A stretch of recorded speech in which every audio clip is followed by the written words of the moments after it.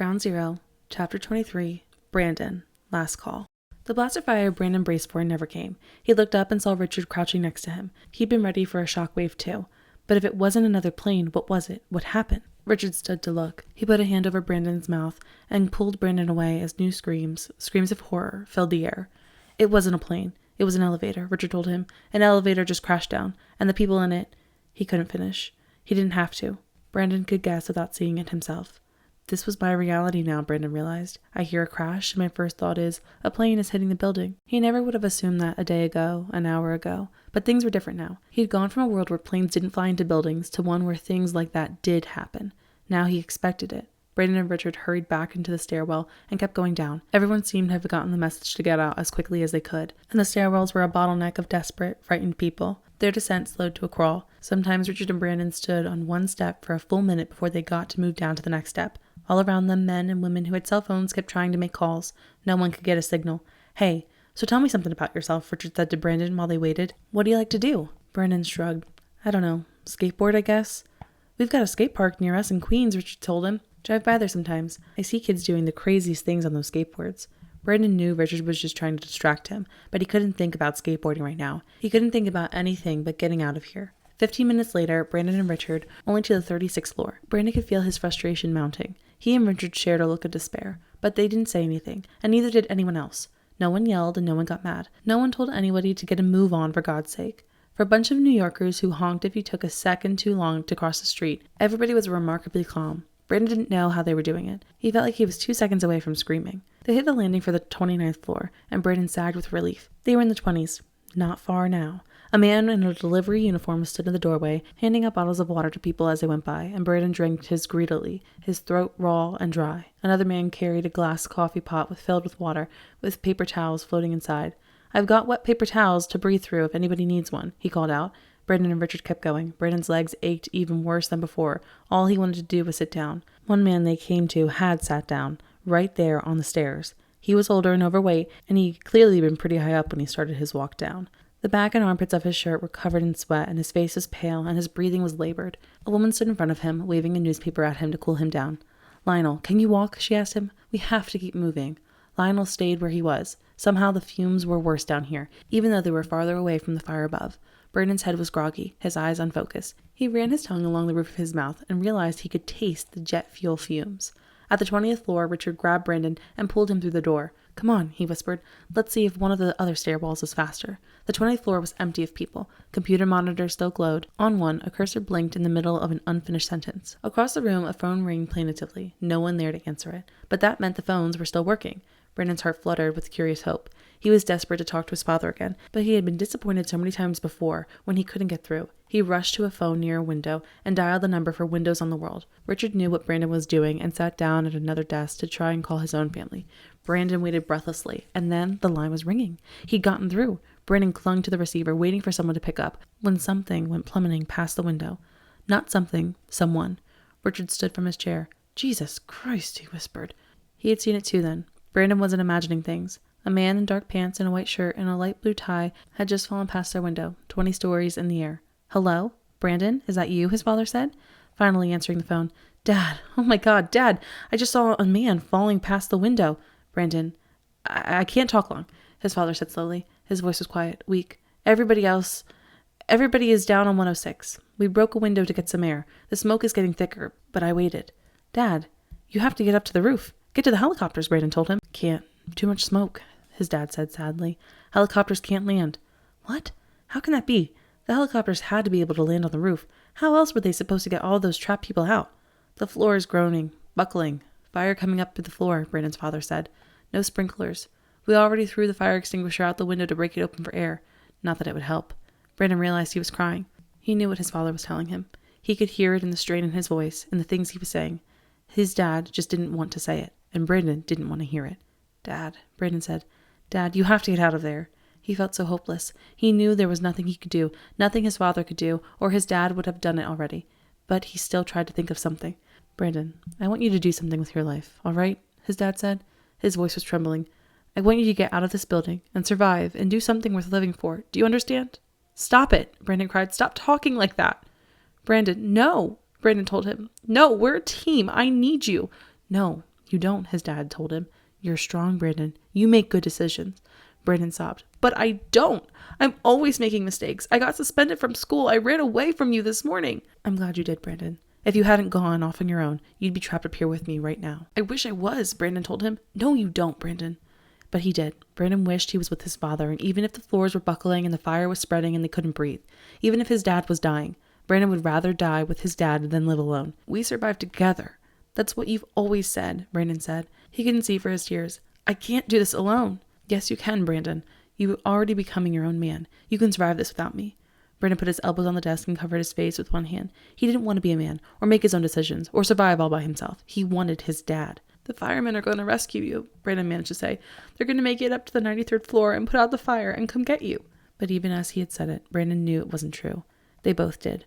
Brandon hadn't seen any firemen yet. Brandon, is that man still with you? The one you were with? Richard, Brandon said. He sniffed. Yeah, tell him I need to talk to him. Brandon didn't want to let his father go, but he was crying so hard now he could barely talk. He held out the phone to Richard, but couldn't even say why. Richard understood. He hung up the phone he'd been using to try to get through to his own family and took the receiver. This is Richard, he said into the phone. Brandon couldn't hear what his father was saying, but Richard nodded. I'll make sure he's safe, Richard said. Brandon choked back another sob. This was all so stupid. His dad wasn't going to die. He couldn't. This wasn't how people died. People didn't die on sunny September mornings, going to work like they did every other day of their lives. People died when they're old, in hospital beds or old folks' home. Brandon's father kept talking. Richard closed his eyes and lowered his head. I understand, Richard said. At last. I will. I promise. Richard held the phone back out to Brandon. He needs to talk to you again, he said. Brandon took the phone, holding on to it with both hands, like it was the most precious thing in the world. Brandon, his father said in a voice faint, I want you to promise to stay with Richard, at least for a few days until he can figure things out. No, Brandon said, tears streaming down his face. I want to stay with you. Do what I tell you, Brandon. Promise me. Brandon could only blubber. Brandon, I love you, his father told him, and I'm proud of you. I always have been. I want you to know that. I know it hasn't been easy since your mother died. No, I know, Brandon said. I'm sorry, Dad. You were great. I'm sorry I made things harder. His dad didn't answer back. Dad? There was no voice on the other end of the line, just dead air. Brandon hung up and dialed again, but he couldn't get through. The number was no longer in service. Chapter 24, Rashmina, moving forward. Ha ha, the guard cried, leaping through the flowers. Rashmina threw her hands over her head and cowered, but nothing happened. When she peeked out, she saw the guard through the flowers, a few meters away. He wasn't looking in her direction at all. That snake had been lying about seeing her, trying to get her to reveal herself. Rashmina stayed low and quiet, watching the guard. He was Afghan and young, older than her, but not by much, a teenager. He was gangly and thin, with a wisp of a beard on his chin. A boy man, Rashmina thought, like the ANA soldiers she'd seen in the village. This couldn't have been his field then. He was guarding it for someone else, for the Taliban. It could be. This was the kind of job they might have Bassoon doing soon. Is somebody there? The boy called again. This time Rashmina heard the fear in his voice. He was just as scared as she was. Rashmina almost felt sorry for him. He was no villain, just a boy who needed a job. But he still had a gun, and his job was to shoot her if he caught her. If I could only go back in time, Rashmina thought. Just go back in time 10 minutes. Make a decision that would erase this moment. But was 10 minutes enough? How far back did she have to go to avoid the situation she found herself in? Back to the decision to wrestle her brother for the rifle, to follow him from their home, all the way back to the decision to bring the American soldier into her house? What if every path she chose was the wrong one? The guard was getting closer. Right or wrong, Rashmina had to make a decision, and fast. Rashmina picked up a rock from the ground, and when the boy's head was turned, she took a deep breath and threw it across the cannon. It clattered against the steep rock wall on the other side, and the boy sprung and fired his rifle. Ka-tung, ka-tung, ka-tung. The echo in the little canyon was explosive, overwhelming. Rashmina put her hands over her ears and ran in a crouch in the opposite direction. Poppies parted and flattened as she ran. Would the guard turn and see her, shoot her? Suddenly, Rashmina was at the side of a field, in the narrow space next to the cannon wall, where no poppies grew. She threw herself to the ground and curled into a ball. She tried to listen, but her heart thundered in her chest and her ears rang from the gunshots. The boy didn't come, and she couldn't hear what he was doing. She couldn't wait for him to find her. Rashmina looked around and saw she was sitting on a thin, sloping path that ran along the edge of the poppy field. If she followed the path one way, she'd come out where she started. If she went the other way, she would come out where the boy had been leaning against the rock. Rashmina stood in a crouch again and moved toward where the boy had first been standing guard. She got to the rock, but the boy hadn't returned. Rashmina chanced to peek over the top of the poppies and saw him on the other side of the canyon, where she'd thrown the rock. He held his rifle at the ready with tight, white knuckles. He looked back and forth nervously, sweat beading on his forehead. The boy frowned when he couldn't find anything. Then he looked back across the poppy field to where Shmina had run. He must have seen the path she cut through the poppies, because he moved quickly in that direction to investigate. Rashmina didn't wait to see what happened next. She slipped around the rock and followed the path out of the little canyon.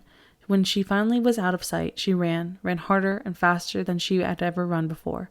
Up the ridge she went, slipping and sliding on the loose rocks, then down into another dip into the peaks, stumbling and cutting herself on rocks and shrub brush. She couldn't slow down, not until she had put as much distance as she could between herself and the boy with the gun. At last, Rashmina came to a gap in the peaks, and she had to stop. She was out of breath and her arms and legs were shaking too much.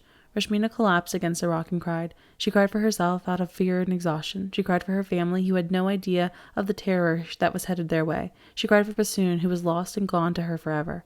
And the worst of it, the absolute worst, was that every single thing that wore her down now, every single cut, bruise that stung her skin, every loss and betrayal that made her sob, all of it was her fault. It was all because Rashmina had tried to give refuge to a man who asked for help. Rashmina wiped her eyes with her headscarf and looked out at the view. To the north and the east, beyond the white-capped mountains, was Pakistan. To the west lay the familiar river valley of her home, the houses of her village climbing up into the hills like giant stairs.